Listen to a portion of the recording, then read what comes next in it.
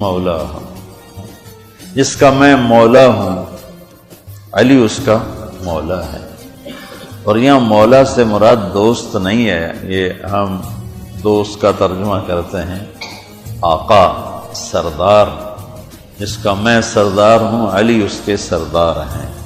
اس کے پیچھے ایک کافی پس منظر میں بہت سی چیزیں ہیں، ان کی صفائی کرنے کے لیے میرے نبی نے غدیر خم پر یہ حدیث بیان فرمائی خطبے میں کہ جس کا میں مولا ہوں اس کا علی مولا ہے۔ تو یہ چند دن پہلے مجھے خیال آیا کہ ہمیں حضرت علی نہیں کہنا چاہیے، ہمیں مولا علی کہنا چاہیے، کہ میرے نبی ہمیں ان کو ہمارا مولا بنا کے گئے ہیں۔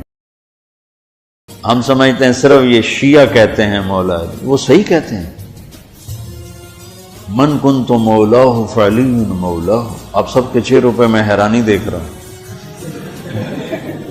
حالانکہ میں آپ کو صحیح حدیث پیش کر رہا ہوں، من کنت مولاہ فعلی مولاہ، جس کا میں مولا ہوں علی اس کا مولا ہے۔ تو میں اب حضرت علی نہیں کہتا، میں کہتا ہوں مولا علی، کہ ان کا حق ہے، جیسے ہر صحابی کی بعض خصوصیات ہیں جو دوسرے میں نہیں، کہ اللہ تعالیٰ نے کہا انما یرید اللہ لیذھب عنکم الرجس اہل البیت ویطہرکم تطہیرا، کہ اللہ تعالیٰ نے کہا انما یرید اللہ لیذھب عنکم الرجس اہل البیت ویطہرکم تطہیرا۔ تو میں نے ایک چھوٹی سی کاوش کی ہے، دعا فرمائے اللہ اسے قبول کرے، ایک کتاب لکھوائی ہے، کتنے صفحے کی؟ 625 صفحے کی وہ کتاب تیار ہوئی ہے۔ کتنے سال لگے؟ 2.5 سال میں وہ کتاب تیار ہوئی، جو مواد ہی نہیں ملتا تھا۔ میں کہا شاید ہم یہ جب اللہ مجھے بلائے تو میں اللہ اس کے رسول کو یہ تحفہ پیش کروں کہ آپ کی اولاد کے لیے میں یہ نذرانہ لایا ہوں، اور تو میرے پاس کچھ ہے نہیں، آپ کے در کا مراسی بن کے مرنا چاہتا ہوں، آپ کی اولاد کے تذکرے کرتے کرتے مرنا چاہتا ہوں، ان کی محبت اور عشق میں مرنا چاہتا ہوں۔ امام شافعی نے کیا کہا تھا؟ لو کان الرفض حب آل محمد فلیشہد الثقلان انی رافض۔ اگر اہل بیت کی محبت کا نام ہے شیعہ ہونا تو سن لو میں بھی شیعہ ہوں۔ اگر اہل بیت کی محبت کا نام ہے شیعہ ہونا تو پھر ساری دنیا سن لے میں بھی شیعہ ہوں۔ زندگی مکمل ہے نہ راستہ طے ہوگا، کہ آپ نے فرمایا غدیر خم کے موقع پر جب آپ حج سے واپس تشریف لا رہے تھے کہ میں تم میں 2 بڑی بھاری چیزیں چھوڑ کے جا رہا ہوں، اگر ان کو مضبوطی سے پکڑ کے رکھو گے تو کبھی گمراہ نہیں ہوگے اور مجھ سے آپ ملو گے۔ خلاصہ کے طور پر ایک میری کتاب اور ایک میرے اہل بیت۔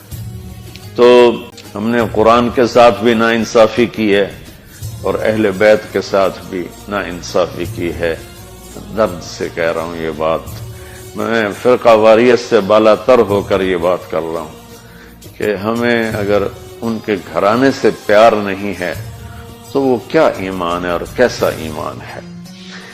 تو اللہ اس کے رسول نے جو محبت کی نشانی بتائی ہے وہ بھی میں نے بتا دی، اور جو اللہ کے نبی فرما رہے ہیں کہ 3 کام اپنی اولاد کو سکھاؤ، قرآن، میری محبت، میرے اہل بیت کی محبت۔ تو آؤ بھائی ہم اپنے ملک کے لیے بھی ایک اچھے پاکستانی بنے، سچ بول کے، دیانتداری، محبت، ایثار، وفا، صحیح تولنا، صحیح بولنا، اور ماں باپ کی خدمت، بیوی کے ساتھ اچھا سلوک، اولاد کے ساتھ محبت۔ یہ سارے وہ چیپٹر ہیں جو اس وقت بالکل ادھورے پڑے ہوئے ہیں۔ اور صرف نماز پڑھ لینا اور حج عمرے پہ زور لگا دینا بہت اچھی بات ہے، میں کسی نیکی کی قدر نہیں گھٹانا چاہتا، لیکن اور بھی دکھ ہیں زمانے میں محبت کے سوا، راحتیں اور بھی ہیں وصل کی راحت کے سوا۔ اسلام تو ایک زندگی ہے، یہ تو چند مختصر عبادات پوری زندگی پر تو نہیں ہے نا۔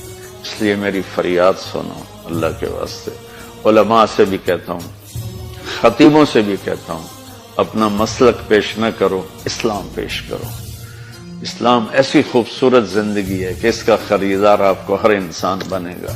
آپ سن لیں گے تو آپ کا احسان ہوگا، اب کر لیں گے تو آپ کی دنیا بھی بنے گی، آخرت بھی بنے گی. ورنہ فقیرانہ آئے صدا کر چلے، میاں خوش رہو ہم دعا کر چلے.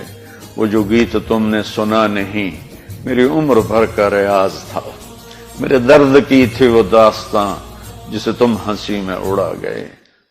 اگر اہل بیت کی محبت کا نام ہے شیعہ ہونا تو سن لو میں بھی شیعہ ہوں. اگر اہل بیت کی محبت کا نام ہے شیعہ ہونا تو پھر ساری دنیا سن لے میں بھی شیعہ مولا ہوں. جس کا میں مولا ہوں علی اس کا مولا ہے. اور یہاں مولا سے مراد دوست نہیں ہے، یہ ہم دوست کا ترجمہ کرتے ہیں آقا، سردار. جس کا میں سردار ہوں علی اس کے سردار ہیں. اس کے پیچھے ایک کافی پس منظر میں بہت سی چیزیں ہیں، ان کی صفائی کرنے کے لیے میرے